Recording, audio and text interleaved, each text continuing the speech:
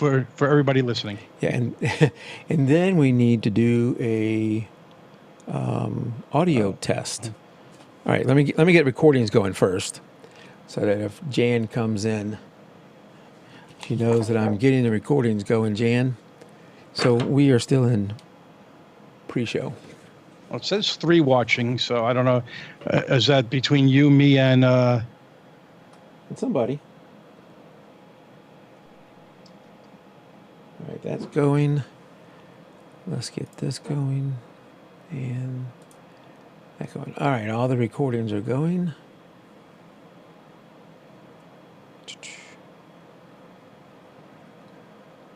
oh, Gary's out there. There we go. Hey, Gary. Hello, Gary. So all the recordings are going. What else did I need to do? It's been a while since I've done this. Oh, we need to check audio because I think Okay, yeah, that might have been a while since. yeah. So say something, Tim. Check 1, 2, 3. You're good. Check. Check 1, 2, 3. I think let me turn that down just a tad. Check. Yeah. All right, we look good.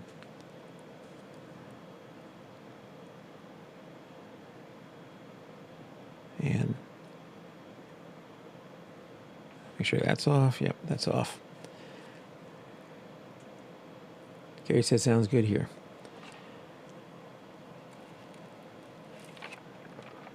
You see my Chick-fil-A thing. Putting it in a styrofoam thing like this makes less noise and sweats less on the desk. I forgot to bring something down even. All right, I guess we're at 8. You ready to get started here? Ready, sir. We're at a pre-show. All right, it's jpeg2RAW, show number 231 in late May, May 21st here, Tim. And it is already getting crazy hot here. We were in 93, I think, today is where we hit.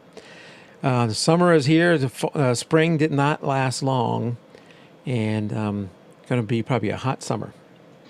Yeah, and yesterday we hit upper 80s here, but today and the rest of the week is supposed to be low to mid 70s. That's which nice. is a nice, comfortable temperature. That's nice.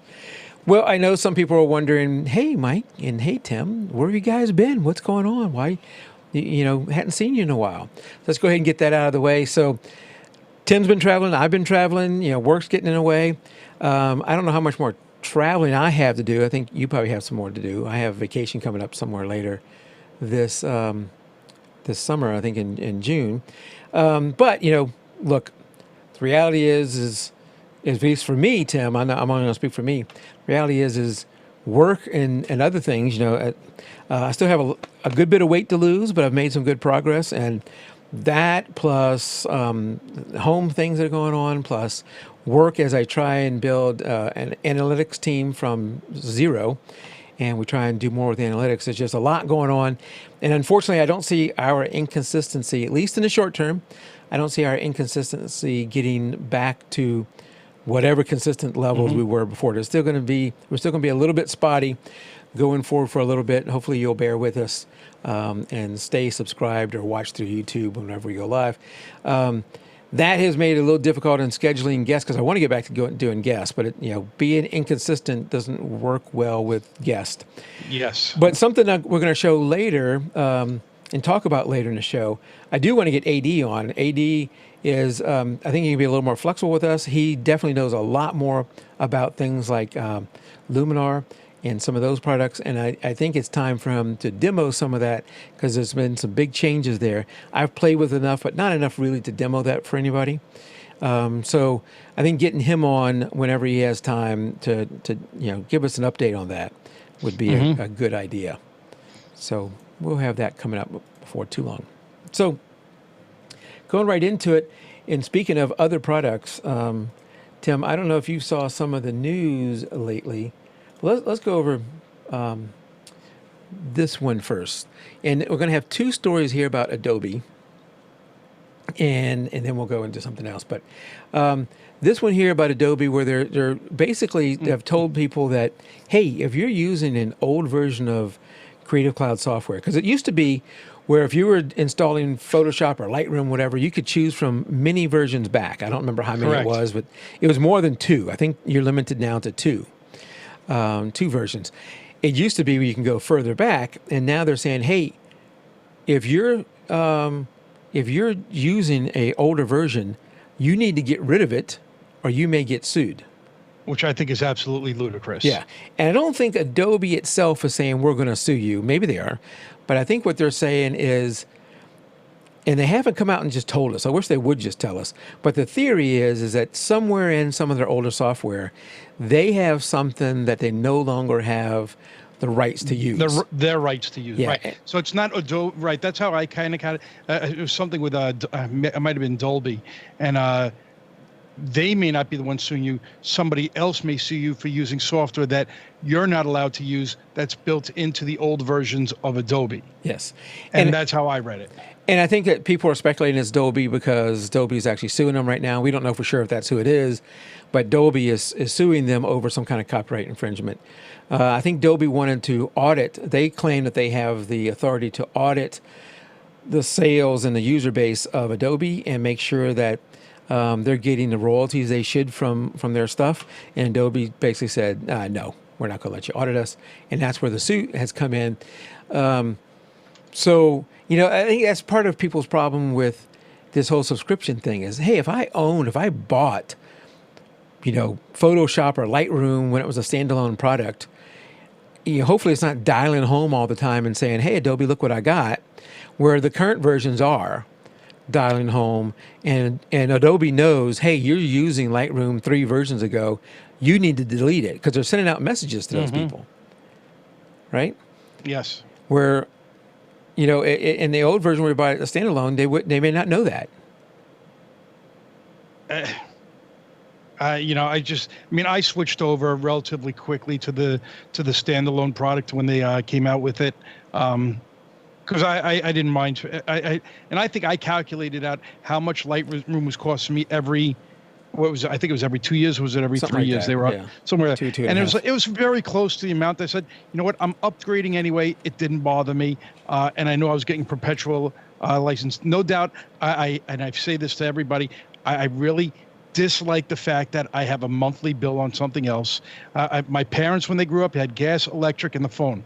And you think about what we pay monthly for. It's insane, that yeah. you don't realize it's nickel and diming you to death, and people don't realize it. And this is just another one. Do you have your credit card out right there, ready to buy something? No, it's my AAA card. Okay, don't show us the number. Yeah, no. But maybe you're going to buy us something right here. Yeah, no. My AAA card, which I don't even need anyway because it's in my phone with saved in the app. But I think that's really what's and I think the problem is people are annoyed at it, and I really wonder how many people have not upgraded. What is the percentage of people that have not upgraded to the subscription model?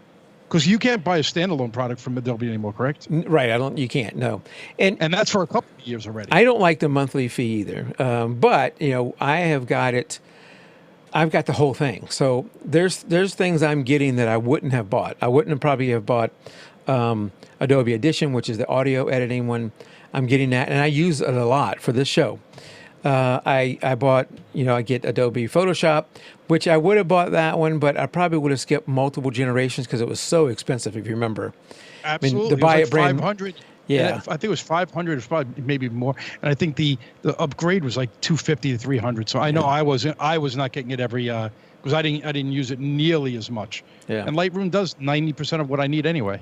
So you may say, hey, if you're on the Creative Cloud and you're paying monthly, and they're giving you all the upgrades included in that price, why wouldn't you just be upgrading and be on the latest version all the time? And that is what I do. I'm on the latest version all the time.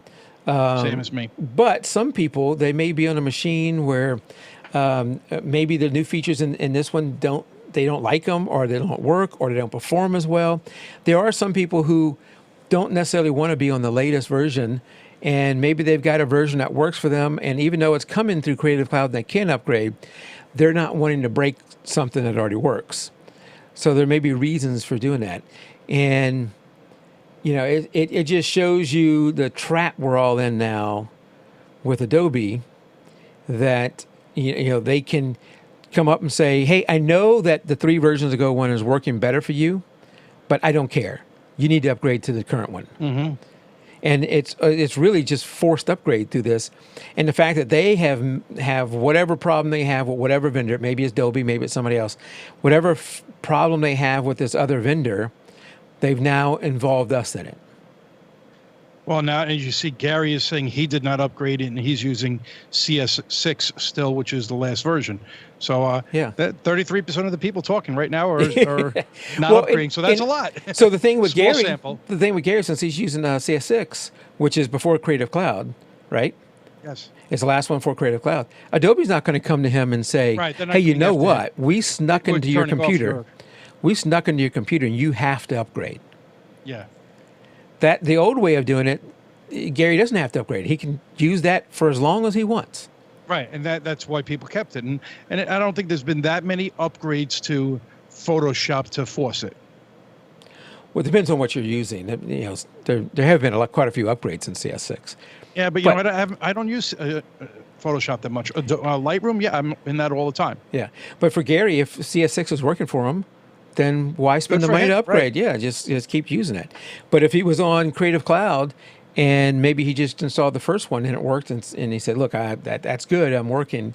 I don't want to mess anything up."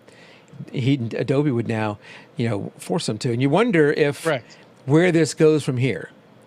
Right. The initial email out to say, "Hey, you need to do something." What do they do after that? What happens when they look out and say, "Crap, we still have 30,000 people using this version"?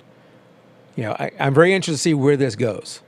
Yeah. Because if you're so serious about it that you send out a message to the user base that is going to fire them up, then you can't just stop with, "Please stop using it." There's going to have to be a follow-up. That's going to get worse. Yeah, this could just be a black eye on Adobe for a small user base, no less. Yep. Well, let's talk about the next black eye for Adobe, and that is them testing increasing the price of the Photoshop, the photographer plan, which the photographer plan right now, if you remember, is like $9.99 a month. You get which is what I'm still paying. Yeah, you get Lightroom, you get Photoshop, and I think you get a little bit of online storage, like 100. Yeah, I think 100 meg. I thought it was 20. 20 gig. 20 gig.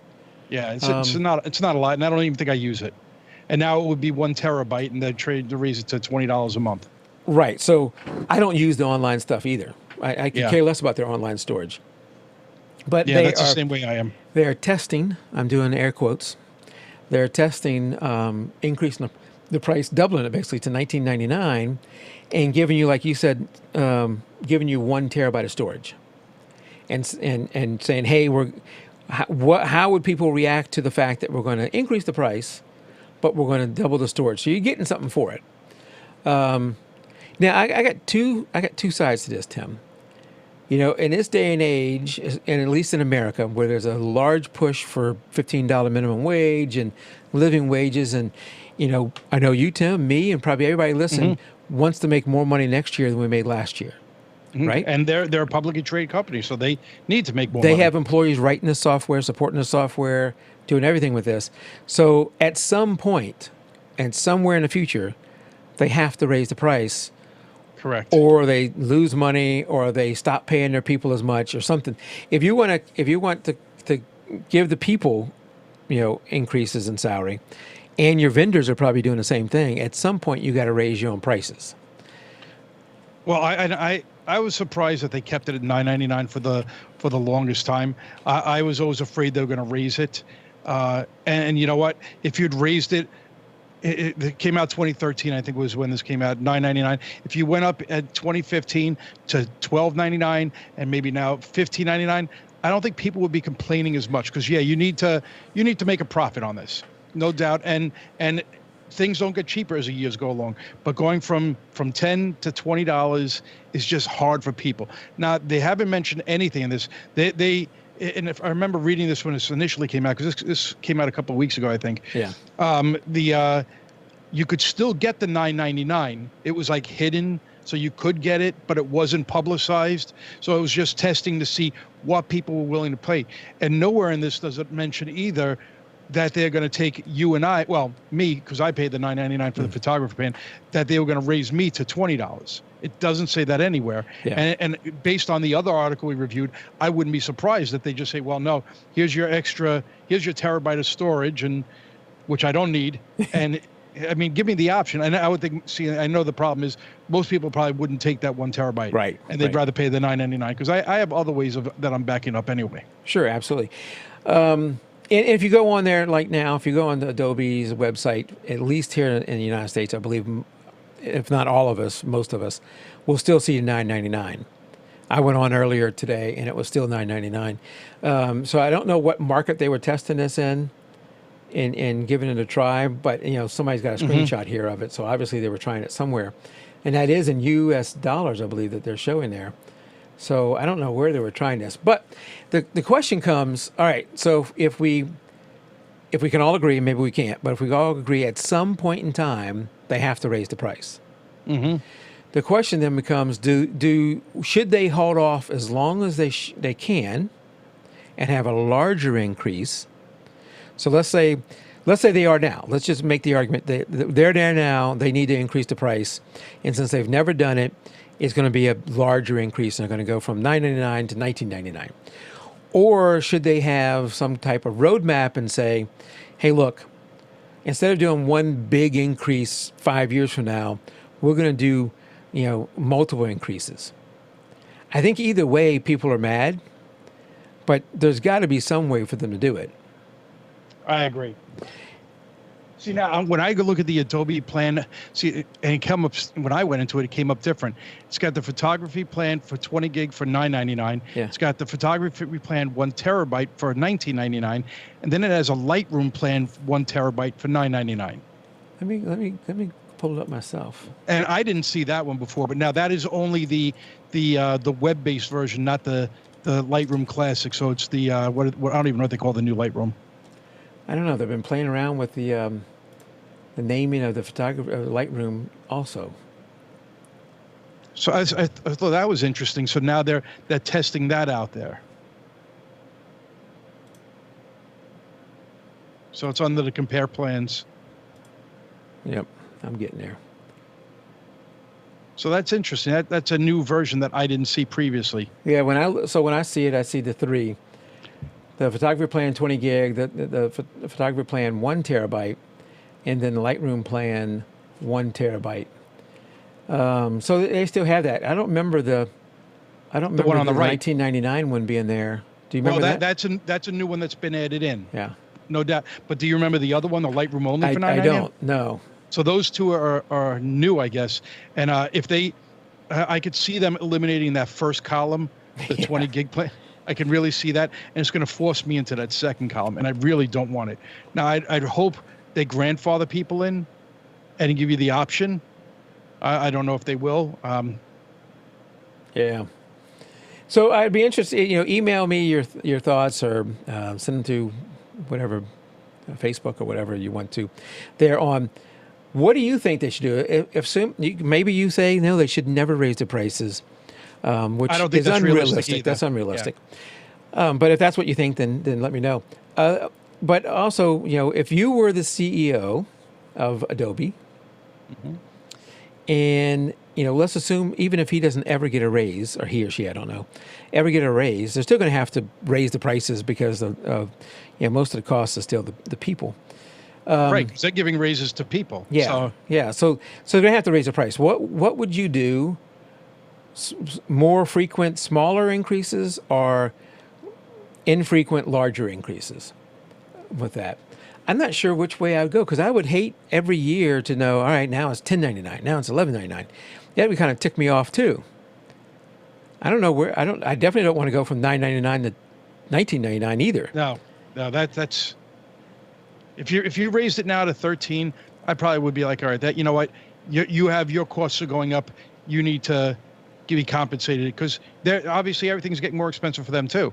Yeah, so maybe something in the middle. I don't think minimum wage is impacting them, but probably not. But when you raise people's minimum wage, the person that's making more than that needs to be. They're going to say they need to be compensated as well. Yeah, I think right now, at least in the United States, the job market is so tight In anything in IT and accounting and several other fields, the unemployment rate is so tight that companies are having to pay more to retain and attract those employees.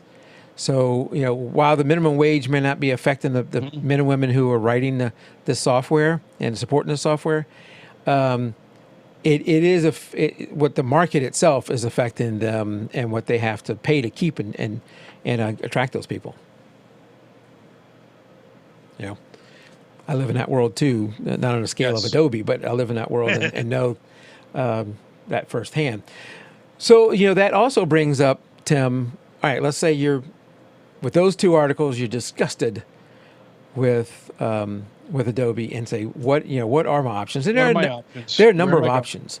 I don't have all of them here. I'm not going to be demoing all of them, but there's a number of options that you have out there. You have On One, which I've never used On One.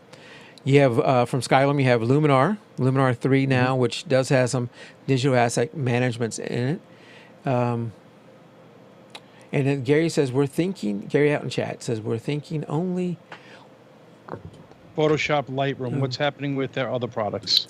Yeah, so I don't know, Gary. That's a good question. As far as if you're like the whole Creative Cloud, that thing is depending on whether you have a student discount or teacher discount or educator discount or you're paying full price. I think full price is something like over $50. 53. I think it's 53. But now that hasn't been raised. Or was that in 49 when it initially came out? It seems like it was 49. 50, yeah, 53 seems an odd number that I would have remembered. So I want to say that was probably 49 at one time, but I that's just a guess. Yeah. Either way, back then I knew it was too expensive for me anyway. It's like I'm not spending $600 a year for the software. So if we go over and look at it, so you got right now on this page, you've got $9.99 for the photography plan. I guess here you can choose. If I go to 1 terabyte, it goes up. Yeah. So you have $20 a month for any single app. Okay, I'm going to choose Photoshop because I like to pay $20 a month for Photoshop rather than just doing the photography plan with get Photoshop and Lightroom. That's insane. I can either pay $9.99 a month and get Photoshop and Lightroom, or $20 just for one. $20.99 just for Photoshop. Yeah.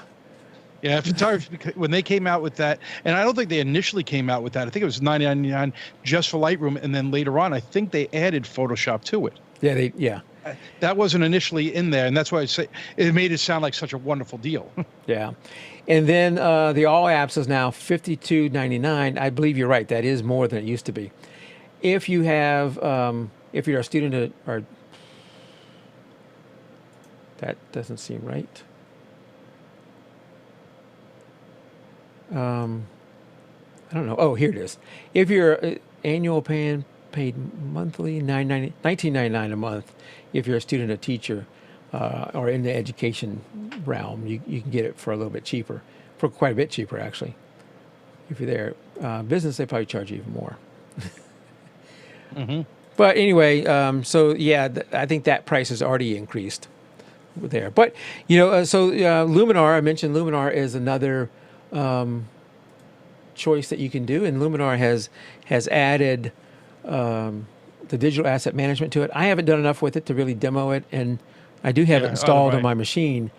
But that's where and they have some stuff. At least their demos look really good. I mean, look at that, going from that to begin with to that.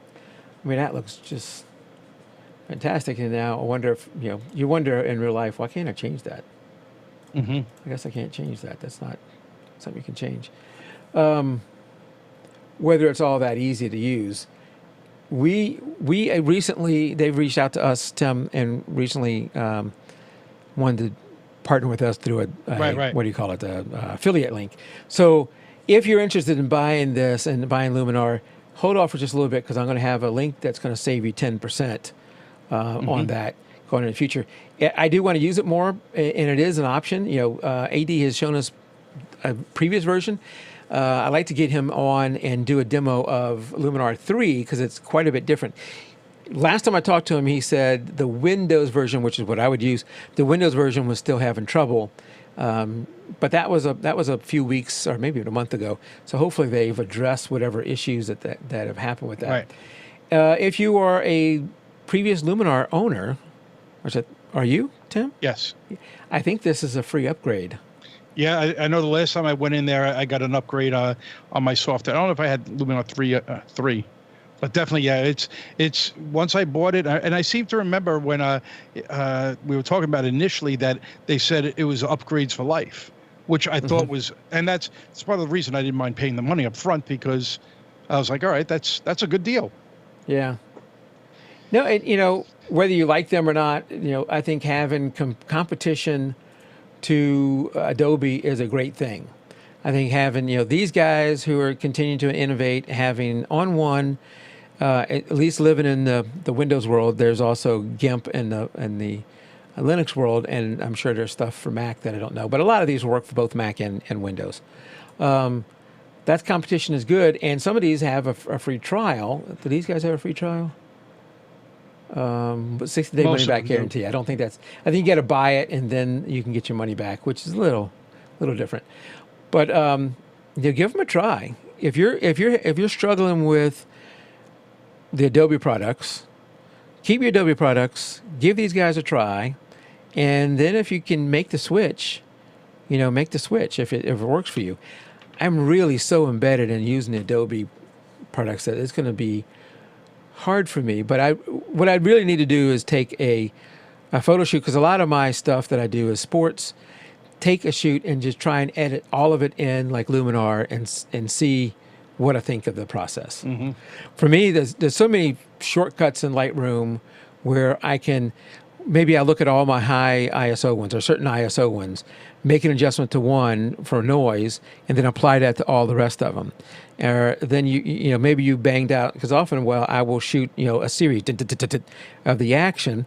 I can edit the first one and then apply that to the whole rest of them. So you get some efficiencies going on there that I really need that in whatever solution I go to. And I know at first Luminar was one image at a time, editing one image at a time.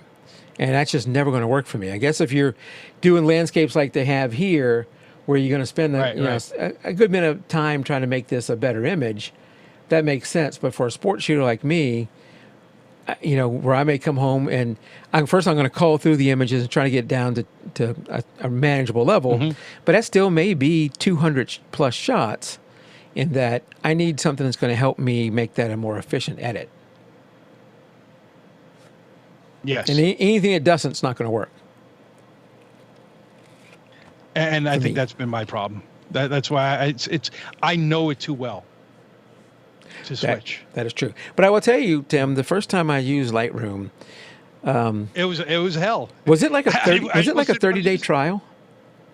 For some reason I remember it being a 30-day trial. I'd have been in that, and I probably walked away from it the first time, and then I probably read something, and because back then I had used a couple of different things. I was using probably Photoshop Elements, and then I was using Photoshop, and within it had Bridge, and I liked Bridge's use of organizing, but it wasn't that good. Yeah. And then once I started using Lightroom, and maybe I started watching videos. There was some guy that Mike something or another that was doing videos on you. No, not you. Nice try. He was doing Lightroom and explaining it. I was like, well, this makes sense. And I probably went back to it. And once I started using it, everything's in there. It's so easy to find pictures now. Now, granted, I also have all my pictures up on Google Photos. They when they go up on my computer, they sync to Google Photos. And you type my daughter's name, and it finds every picture that she's ever been in. And it's amazing, because it picks when she was an infant to where she is now. And does it do RAW? Does it upload the RAW? No, it probably doesn't. I'm downloading my ARWs and then converting them to diginegative. So it's definitely my digital negatives are up there, because I don't convert anything to JPEG. Okay. So it's definitely pulling the DNG files. I don't have that synced up, and you have it gives you unlimited storage for the photos. I think I'm paying for 200. Okay, so you're paying for a little bit extra storage. Yeah, a little. I think I paid $1.99 or $2.99 a month on that. So there's another monthly fee. And I believe I have paying for extra storage over there, but not for photos. I don't know for other things I'm doing with it. But for me, if for some reason I remember the trial being 30 days, and if I'm wrong, I'm wrong. But it seems like it was day 17, and I was like, I just can't get to where I like this product. And something happened at that point where it's like maybe a light bulb went off or something. And then the rest of it was like, oh my God, yeah, this works for me and I love it. And that's where the editing of RAW images, because I used to shoot JPEG plus RAW in my camera. I did, right. I used to have some at points, and then I Because stopped before that. Lightroom, it seemed for me at least, editing the RAW was a bigger deal. It was harder to do. Right, because you had to use what was in Photoshop. It's still in there, but I can't remember what it is. And it was a royal pain in the neck. Yeah, absolutely. So I would, after a game or a sports event, I would come home, edit the JPEGs real fast, put them up on the website, and people could order them from there. And whatever one they ordered, then I'd go back and say, all right, let me edit the RAW images. After Lightroom, after I finally made the switch to Lightroom, after that first month, I said, forget that. I'm not shooting JPEG anymore. I'm only going to shoot RAW. I don't need to shoot both. And because it made it so easy to edit RAW images. Mm-hmm. So I can't lose that just for spite to move over to some other product. Right. In the end, if the other product doesn't make it easy to edit, then I'm forced to just pay whatever Adobe tells me to until it's so painful I have to do something. I agree. And I don't want to happen, but I agree with that. Okay. All right, Tim. So and that's why I switched over to $9.99 a month. Yeah. That's exactly the reason. So you're a big fan of your Sony camera, right? Yes. And so have you heard the news that eventually people are just going to throw away those or get rid of those mirrorless cameras and come all back to digital SLRs, right? I saw that. I did read the article the other day on it, and I think what's happened, because I remember reading that all sorts of cameras are down in the sales. That's the next really article. it has and really that has a lot to do, I think, with people's phones are just so good at taking pictures now. Yeah, so we'll come back to that article. Go to this one first. That's right. the first one. So this is the what is it? How do you say it? Ricoh? Ricoh. That's fine. That's probably what I would say. The people who make the Pentax cameras, and they're I don't know. You don't know what the real story here is, but what they're saying is, I don't believe this. Look, we're not moving to the mirrorless thing because it's kind of a fad, and in 1 to 2 years, a lot of these people who moved over to mirrorless will be coming back to a DSLR. So, here's a quote. Currently, mirrorless is a newcomer, so of course many users are very interested in the new system. They want to use them. But after 1 or 2 years, some users who change their systems from DSLR to mirrorless come back to DSLR again. And this is kind of the reason why, which is kind of confusing. And I'm still a DSLR person. I don't have a huge. And so am I. Well, no. You're a mirrorless. No, my camera is actually mirrorless, but it's still the old. It's an SLT. It's called single lens translucent. It's not the newer type of mirrorless cameras. Yeah. I have no burning desire to change, but I understand people who do. And at some point, I think this is where we're all headed. At some point, I will. But if you ask me today, Mike, what is your next camera? It's probably the Nikon D850, which is a DSLR.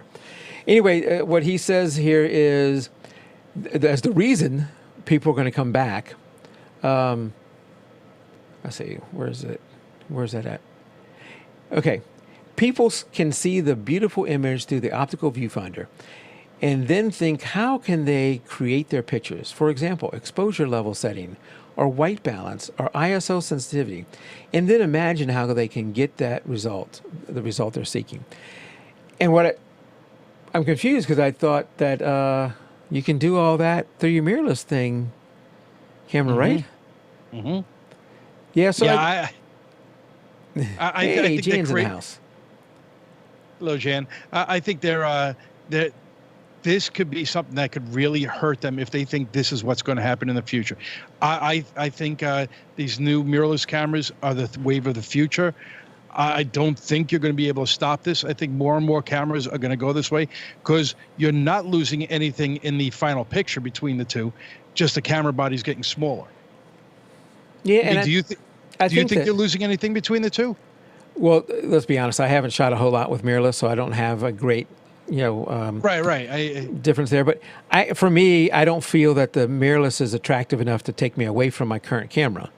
And I So agree there's with that. nothing. That's why I haven't. We talked with 80 was it 2 years ago, and Yeah. he tried to get me to convert, and I still haven't. But it's So a money there's- thing because I have all the lenses. Yeah. So for me, there's not enough appeal yet for it. Now, let's say my camera broke, I probably would go to D850.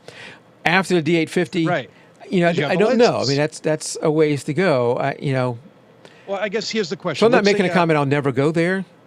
All right, so let's put it this way, and these are probably the only way that's going to something happen. Let's say, God forbid, your house burnt down and all your camera equipment was destroyed, or somebody broke in and stole Stole all it your all. camera equipment, and now you had to get a new camera. What would you do? Well, since I'm a Nikon guy, I would go D850. To me, the two Nikon offerings for the mirrorless cameras are not enough to make me go there. And that is true. Yeah, they it's been disappointing to this point. Me, I would probably go to the new Sonys. Yeah, The A7 series. because you're already in that. You're already there. I think though, once you make the switch, if you ask anybody who's probably made the switch, the vast majority of the people, I can't see them coming back. I think what's happening here with Rico, or however you say their name, is that somebody high up has made the decision, we are not going mirrorless. Our bread and butter is the DSLR. Yeah. That's where the future is. There's nothing wrong with those. And we're going to keep going down that route. And now everybody needs to jump in line and sell this as where it's going to be. And I think that that's the wrong thing. I don't know how big of a I don't market see people Pentax buying has. into a camera system, a mirrorless, and 2 years later switching back to a DSLR. I don't see that happening. Now, No different than when I bought my DSLR, and I probably never picked up my film camera again. I shot a wedding years ago, and I bought film in case my DSLR broke. Yeah. My DSLR didn't, and I used it, and I probably threw the film away. Now, so this is by far not a statistical sample, but the last three people I've talked to about buying a camera, for a while now, I've been telling people, look at Sony. Look, if you don't have any lenses or any, a friend who's going to be loaning you great stuff, so you're totally open. Look at Sony, look at Canon, and look at Nikon. And I know Gary says out in chat that Fuji is great. I often don't mention them, but they're good It's too. usually the big three right now. So I mentioned those three. The last three people I've talked to have bought either a Canon or Nikon, and not the mirrorless. They've stayed with a DSLR. Really? Yeah, they went with the lower end, entry levels DSLRs from either Canon or Nikon. Well, I think it's going to be interesting this year when I go down to Disney and on vacation. I want to see how many people are taking pictures with cameras, because I'll have my camera, versus how many people are taking pictures with their phones as well. Because we didn't get to the next article yet. I think less and less people are buying cameras, period, at this point. And I really think that's what's going to happen. You're right. After I think January is a disappointing month, February was a disappointing month, and now March, the latest figures we have here, the interchangeable lens, which would include mirrorless, Right. It's is including down everything. over 26% year over year. And I think that's actually slightly improved from January and February, where it's down even further. And the thing is, though, the fixed lens cameras, which I guess is basically your point and shoots, are actually up in sales. Yeah, that's I cannot see. I did buy one a couple of years ago because it's a waterproof one. Yeah. That when I went on my cruise, I can go swimming with it and take pictures. Other than that, I don't. My phone takes better pictures than those cameras. That I was surprised at. But I think that the bigger problem right now is how many people are, and yet there's no doubt that cameras, when it comes to pictures at a sporting event, you're not going to use your phone. Yep. But if you're taking candid shots of friends, or even if you're on vacation and just taking a picture of the castle down on Main Street, my phone is probably going to take just as good pictures as my camera. Yep. GF, and I'm sorry, I don't remember your Yeah, I forgot your real forgot name, the initials. but we can go with GF. GF says, Whoa, what just popped up on my screen over here? Hold on a second. Can't see the the thing. Something popped up. All right, GF says, Mike sounds like the old film guys years back. And then he says, I'm buying a Nikon mirrorless as soon as they put 2 card slots in. So maybe I'm sounding like an old fuddy-duddy, but so where I'm hopefully a little different, GF, is that I'm not saying, those mirrorless are just a fad. No, I think that's probably where we're heading. I think that's where we're heading. And someday I will probably be shooting one. It's just right now for what I do, my Nikon D500 works great, and my next camera, if you ask me today, if I was buying one today, my next camera, which would still do the sports fine, but would give me a lot more latitude in landscapes, would be the D850. And I think if you're living in the Nikon world, man, I can't see the Z7, which I think would be the competitor to the D850. I would definitely take the 850 over the Z7, and my D500 I would take over probably either one also. One thing, the 2 card slots, not a huge issue for me, but now that I live with them, I don't want to step back and go back to 1 card slot. And having that extra card slot is really nice, and I don't know why they wouldn't have done that. I do think, though, that the mirrorless offers some technological advantages that will continue to advance. I think it's going to advance at a faster pace, and start leaving the DSLR behind. But the electronics, I don't know why for most of that you can't put in a DSLR too. Right. So it'll be interesting. Hopefully I don't sound too old and fuddy-duddy there, GF. But going back to the article here, the theory, of course, for a while has been why the DSLR sales are down because of phones. Because our phones are getting better and better at taking photos. But that goes contrary to the fact that actual fixed lens cameras are up. And maybe it really does, unless they're including in that phones. But I no, in this article they were not. Okay. So it could maybe we'd have to see more of the numbers, and I don't think they give them to us here. It could be that fixed lens cameras were so depressed in prior year that they actually have hit some kind of bottom and had a little bit of a jump here going up. It also could be, so like me, what has Nikon, if I'm a Nikon user or a Canon user, which are still a large number of people, what have those two companies offered us that will make us move into a new camera? So if you're already a D850 user, Nikon, I would imagine most D850 users are not switching over to the Z7, the Nikon Z7. I agree. And Canon's probably in the same place. Now, the next generation of Z7, yeah, maybe so. Maybe they move off of that, do something there. But a lot of them are not moving. So the problem could be there's not something for a lot of us to buy. And so it's not a matter of the market for interchangeable lenses is dead. And again, this includes mirrorless too. It's not the fact that it's dead.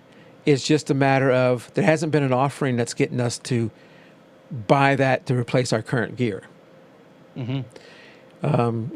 Well, one of the things I'm actually looking to do is, and I've been looking on eBay, is getting one of the new A7 bodies or a used one, and then buying it that way with a converter for my lenses, and see what happens. I'm not going to buy a new one at its full price. It's just not conceivable for me to do that. But if I can buy one that's been used and in a decent price, because now they're to version 3. I can find a version 2 that's not overly expensive. Somebody would looking to unload it. And where are you buying that from? Probably eBay. Is that so? This is where I'm going to get fuddy-duddy. Okay. I have not bought a whole bunch of stuff from eBay. As a matter of fact, maybe only 1 or 2 things. It just seems to me like a wild, wild west of sellers. And I have not bought from that. Now I have bought several used cameras from B&H and Adorama, and both of those are worked out. They'll give you, hey, this is at whatever quality rating they have. And matter of fact, I bought my D2X back in the day, which at the time I bought it was Nikon's flagship camera. I bought this thing, and I think it was like one step down from like their most excellent rating on used. And when I got it, I had to really look all over it, and finally found a little scuff mark on there, and said, "Wow, that was a really good deal," because I got a decent price on it, and it had, I forget what it was, 5,000 or 6,000 shots on it, which in a camera like this, which I think is rated for 300,000 shots, is nothing, and had really no defects other than that little scuff mark. I definitely can remember. I've bought several things on eBay. I've bought, I think, 2 camera bodies off of eBay. Mainly one was because, and this was said, my 1650 2.8 lens went bad. So it was cheaper to buy the camera with the lens on eBay, and it worked out perfect. I wound up buying another body because it came with the drive, and I wanted the drive, and it was cheap enough. And I bought a 100-400 lens. I think it was an f4.56 or maybe 5.6. Maybe it was 5.6. And the lens was perfect at the time before I had my 7200. I knock on wood, I haven't gotten screwed yet on eBay. Yeah, that's good. And Jeff says he used to hang out in camera shops, and the pros would tell amateurs, stick with film. Yeah. Yeah. I did for a couple of years. I think that it happens a lot. As change happens, there's a group of people who will resist the change. Hopefully that's not what I'm doing. I'm just happy with what I got, and will eventually change. I mean, I'm in no rush to spend money on stuff like that. All right. So that's that. I downloaded, Tim, you and I both have a lot of the Topaz Lab stuff. And for me, a lot of shoots I do are indoors. You go in and shoot a basketball game and the lighting is awful. I don't get, the Sports Illustrated strobes in the ceiling and that kind of stuff. I'm shooting an awful lighting. So a lot of my stuff is higher ISO, and I got to deal with noise. I do shoot with a Nikon D500, which is a crop sensor camera, which is, if for a crop sensor camera, I think it's one of the best for handling noise, but a full frame is going to do better. Right. But for me, for sports, to tell you the truth, I prefer a crop sensor camera. But what I haven't been totally happy with Lightroom's ability to handle noise. So I've given it a try to, and I'm going to show you here in just a second, Topaz Labs Denoise AI. And it's a very simple interface with not as many choices as I would like. I'm not going to be able to demo the actual slide stuff around and you watch it happen, because it will chew up. Fortunately, it uses a lot of GPU power. But as soon as I use up all our GPU power, our audio and video go out of sync in what we're doing right now. Right. And no one's going to enjoy that. And I'm going to hate having to slice it back together in editing. But you don't want to watch us out of sync. So we're not going to get to see those kind of edits live, but I will show you a little bit.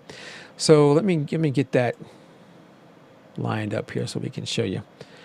All right. What I want to show you here is a before and after. And at this size, the right is the before, the left is the after.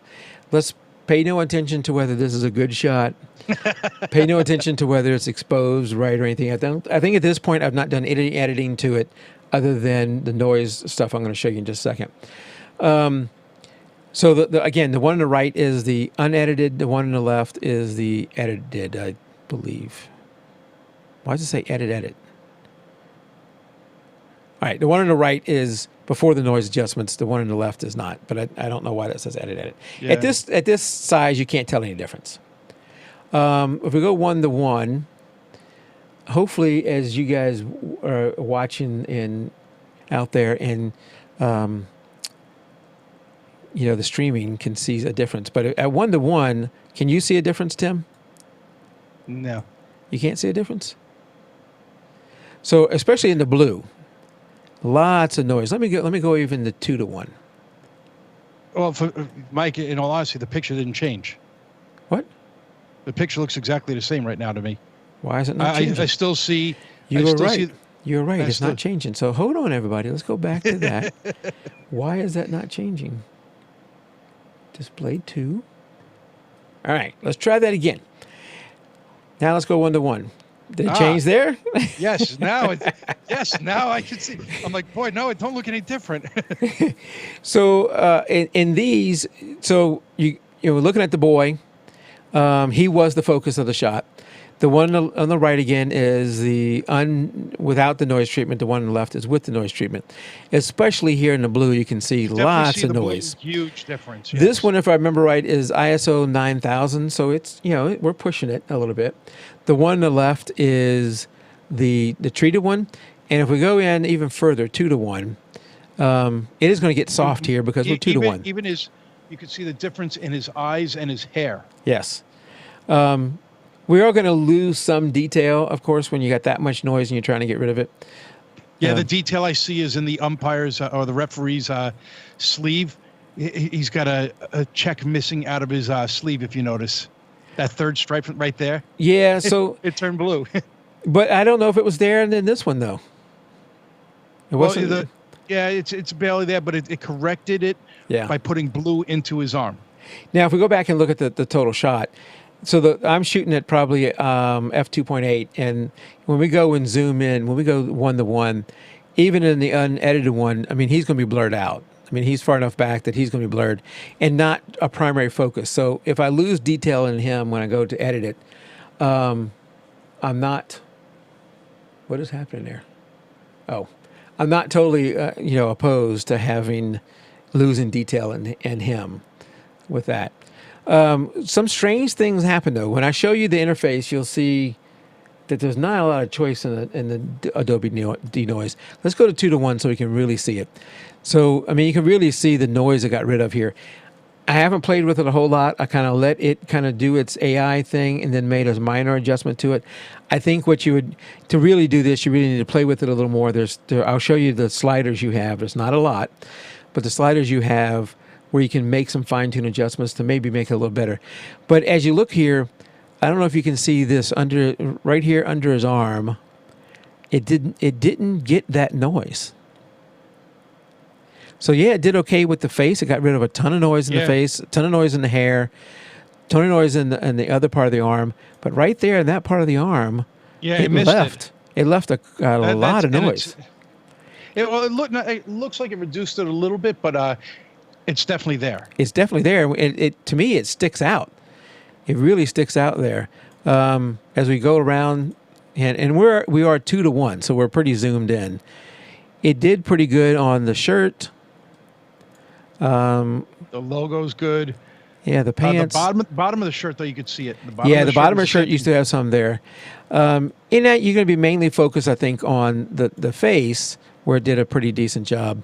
But that arm, I'm a little concerned with that. And now from here you can do some more editing. So let's actually look at the denoise product. So here is Topaz denoise, and again, if I smooth these sliders and hit the button, it'll screw up. We'll have a vortex of horrible stuff happen. So we're not going to be able to do that. What lens? So what lens? He's asking me what lens. Let's go back and look at this. What lens was I shooting with? I'm pretty sure it's my 70-200 2.8.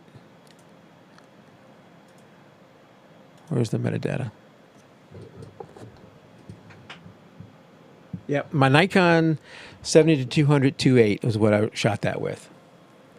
GF asked. Which is a great lens. I love that lens. And shooting something like this, I could have used the 85-1.8 and got me a little bit more and reduce that. But the 85, I mean, the 70-200 allows me to get more of the field, move around a little bit more with that. Sometimes that 85 is not long enough when they're further away and too close when they're closer up. So this is this is Topaz Labs Denoise AI. And you really have 3 sliders. These buttons up here where you can change the brightness, that's really just for you in your preview. It's not editing the image. It's just the preview for you. So maybe it's a darker image. You can brighten it up to see what's happening with some of your noise treatments. but you really have 3 sliders: the enhanced noise, or remove noise, not enhanced noise, remove noise. I did move it from, I think they had it down around, what was that? Around 18 was what it did. I moved it up to about 50. And then I moved, which does do some of that smoothing that Gary says. And then I moved the restored details up to about 50 also. This is going to take some more playing from me to see what I can do. And then I found with the enhanced sharpening that, man, it quickly starts getting halos all over the place. So you got to be very careful with that. I left it dialed pretty far down.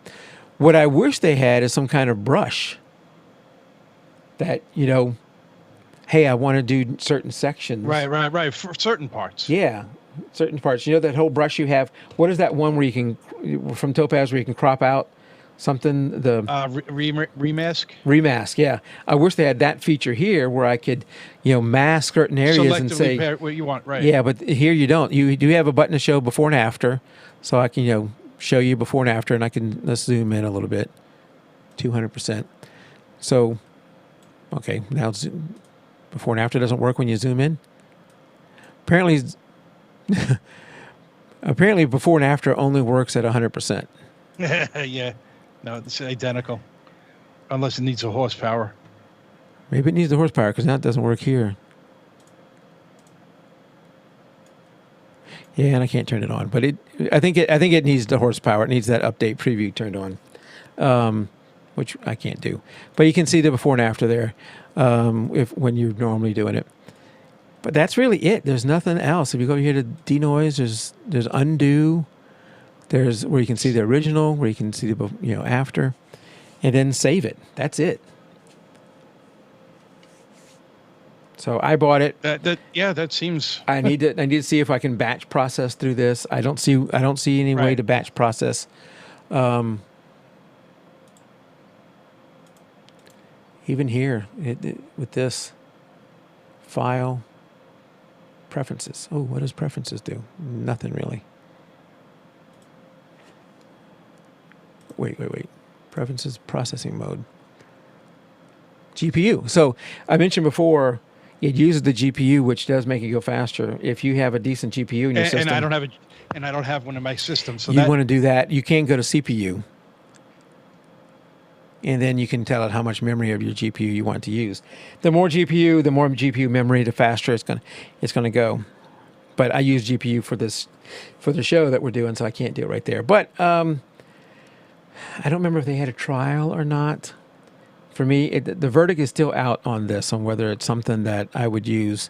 I think it's doing. If I were to remove that much noise in Lightroom, it wouldn't do as good of a job. So it's definitely doing a better job than Lightroom. But I need more playing with it before I decide that it's something that I'm going to use on a regular basis. But it has to be able to do what do you call it? Batch processing. Because even just looking at my 9,000, did I do that here? ISO speed, 9,000. I had 16 9,000 ISO images from that shoot, which was the highest ISO I used in that shoot. But I have, at 7,200, I have 52 images from that shoot. Now, a lot of these, as you can see, I've called out. So if I just narrowed it down to the ones that I'm going to use, it's far fewer. It's only 18. But still, I would want to batch process all 18 of these at this ISO all at once, not one at a time. Right. Yeah, no. That would be painful. Yeah. So I believe in this, if I get rid of that, in this shoot, I had 194 images after I called the images. So anyway, it's fun playing with new software, though. I wish I had the time, Mike. I wish I had the time. I know, but it is fun playing with new software, and sometimes you find something as you're playing with new software that works and helps you out. For me, noise is something I've been fighting for a long time, so anything that's going to help me with noise and the speed of editing is going to be a big plus. Yeah, I agree. So that was the last thing I had. I'm hoping to dive more into Luminar. We'll get AD on here at some time to do us an update, review on that thing, and we'll have more coming. And we're going to go through a stint here where I think neither you or I are traveling. Yeah, So until maybe, the first week of July, I think I'm around. yeah, maybe here in the near future we'll be a little more consistent. I'd like to thank GF and Jan and Gary for coming out and chatting. Yeah, I know we thank got you. some other people who are hanging out and not commenting. That's fine. And thank you guys for coming out, watching us live. And we're going to head into post show now, and hope we'll see you next show. So until then, keep it raw. Good night, everybody. All right. Post show.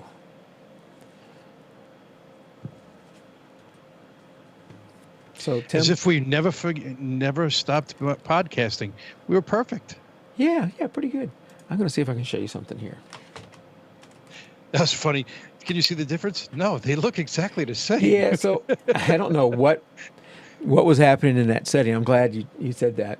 But I'm having to do all that on my main machine that's doing all the streaming and everything. That is a machine that has the most power, but I got to be careful that I don't overload the CPU or GPU. Right. Because, like I said, what will happen then is audio video gets out of sync, and it's just awful. That's awful. So I can't do some of those things. I told you in the pre-show, and I'm going to show it to you in just a second, that I've upgraded my server. We're going to get nerdy here.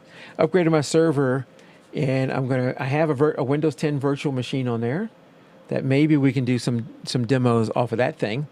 But look at that. 32 cores of wonderfulness. 32 cores. You can see right now, whatever it's doing, it's at 13% load. But it's 16 cores, hyper-threaded for a total of 32 cores. It is just, wonderfulness. I cannot remember it's been a long time since I built a new computer, and I wanted to rebuild this one last year, and then my basement got flooded. So I'm thinking of doing it again, but I'll probably hold off. So this is my file server. It also does some other things, and now it's going to be a virtual machine host also. I have, let's see, let's go over to the main thing. I have 64 terabyte of storage in it, of which all 26.2 is free.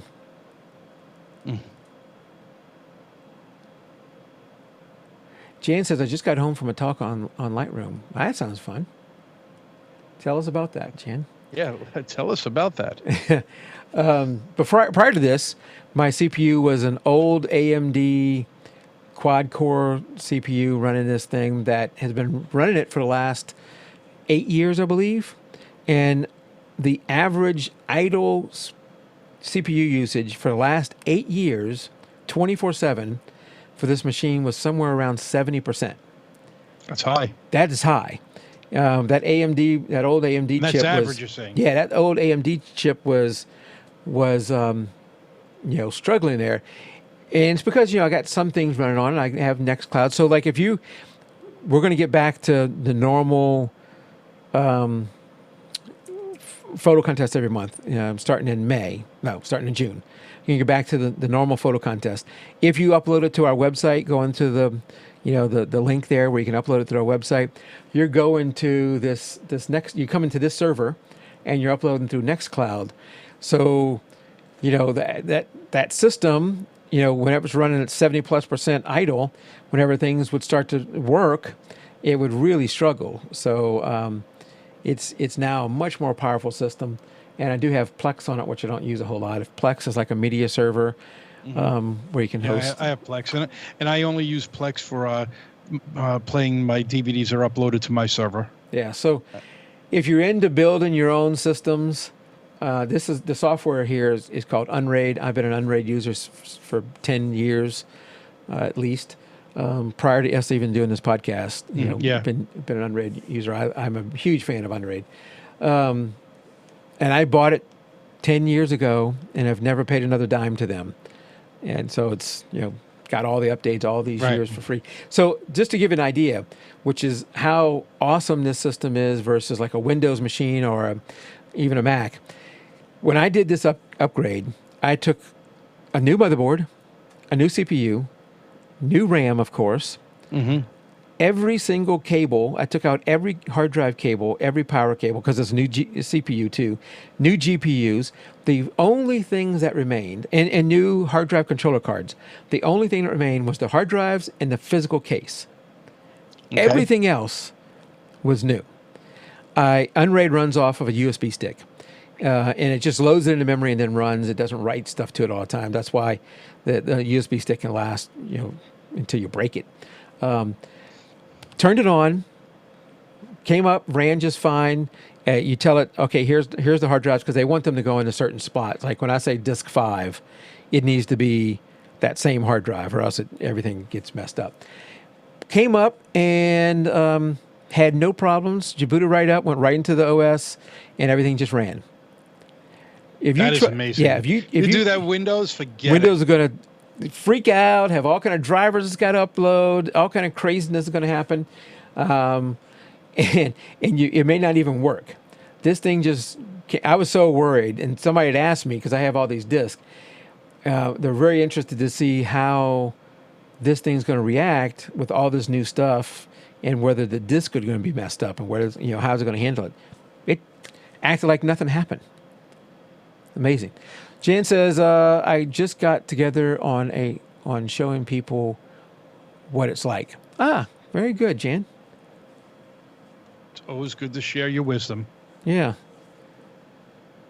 Very good. I wish I lived closer to my mom. She lives in Louisiana, and where I could help her with some Lightroom stuff.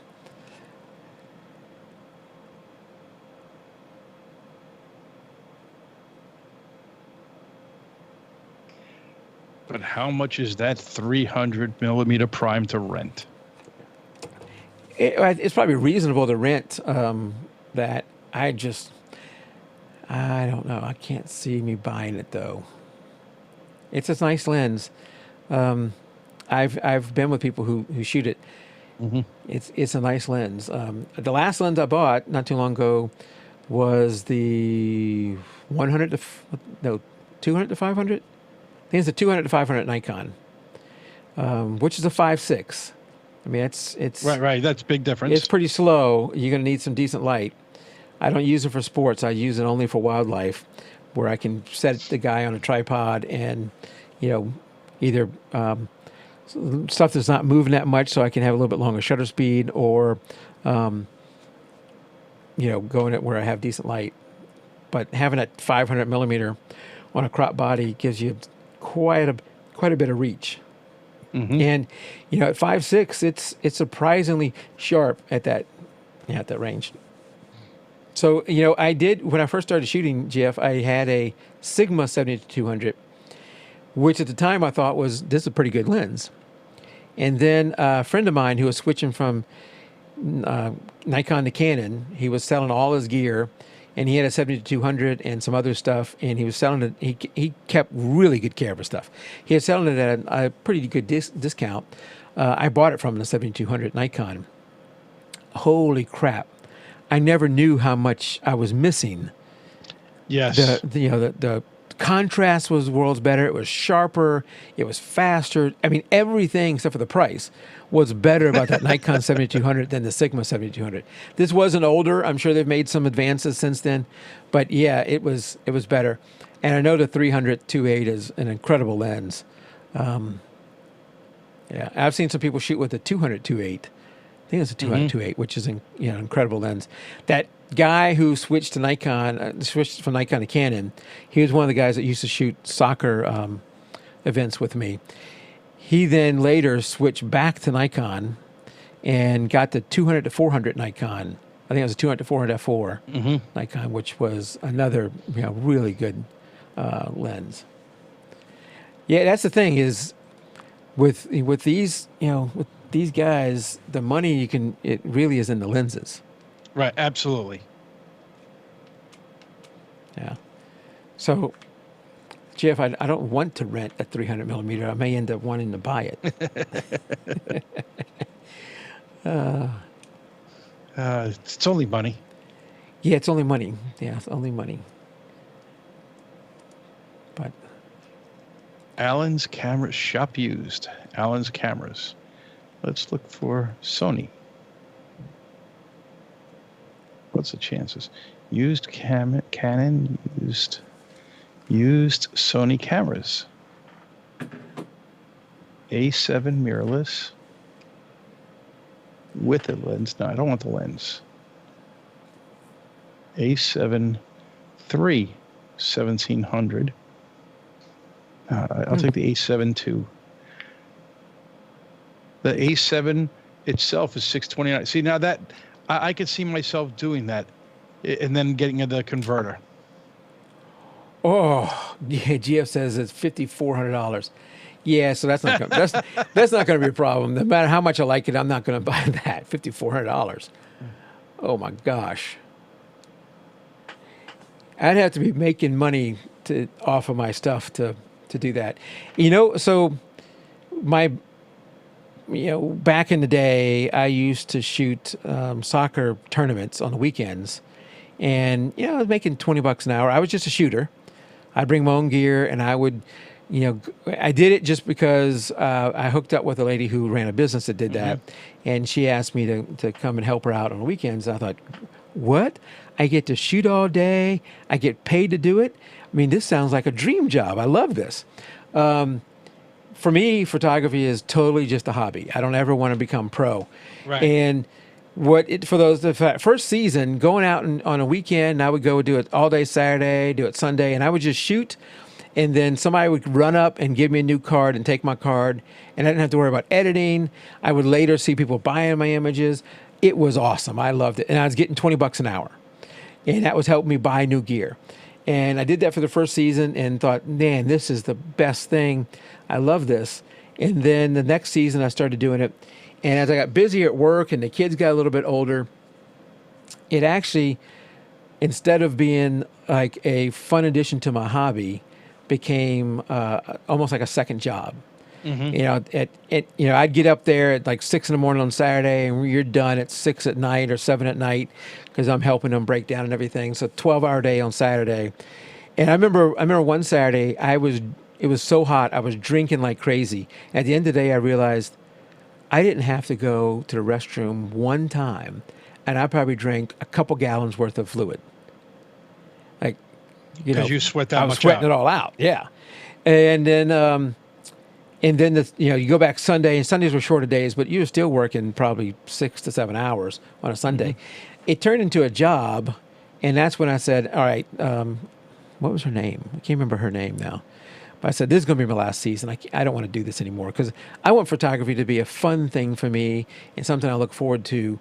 And so it's going to have to remain a hobby, And that's my thing. I want it to always be fun, which, Jeff, that means that lenses like a $5,400 lens is probably out of my budget right now. Yeah. Yeah. Someday, maybe when I retire and I feel more comfortable with the amount of money I'm spending. Oh, you hit mega millions.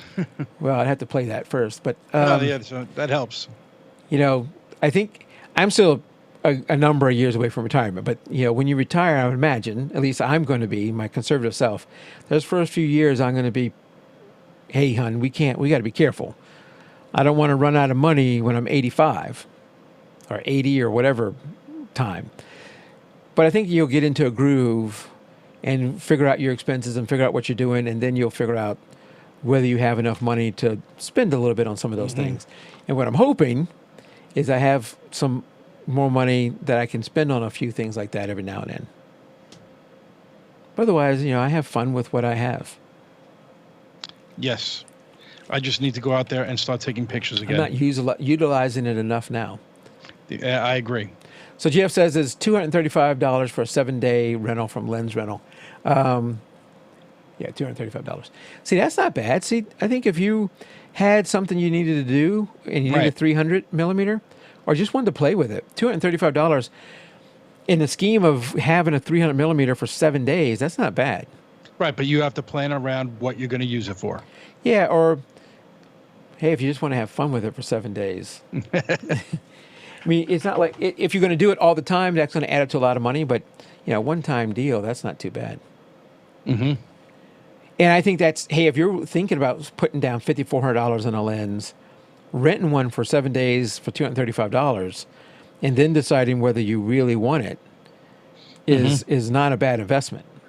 Yeah, it did add $235 to the price of the lens, but if you end up getting it and going, you know what, I don't think I really use it that often, you just saved yourself $5,400 minus $235. Yeah. All right.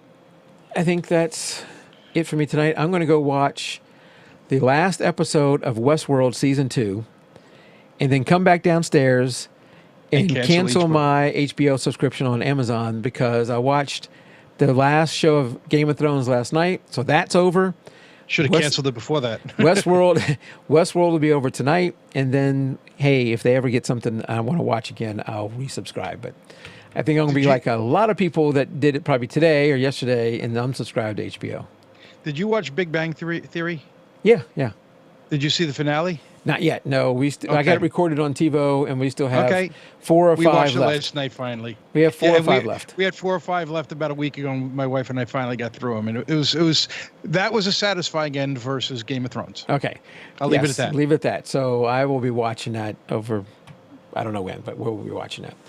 All right, everybody. All right, Mike. Good night. I'm going to stop the stream, and we'll see you hopefully next week. Good night. See you next week, everybody.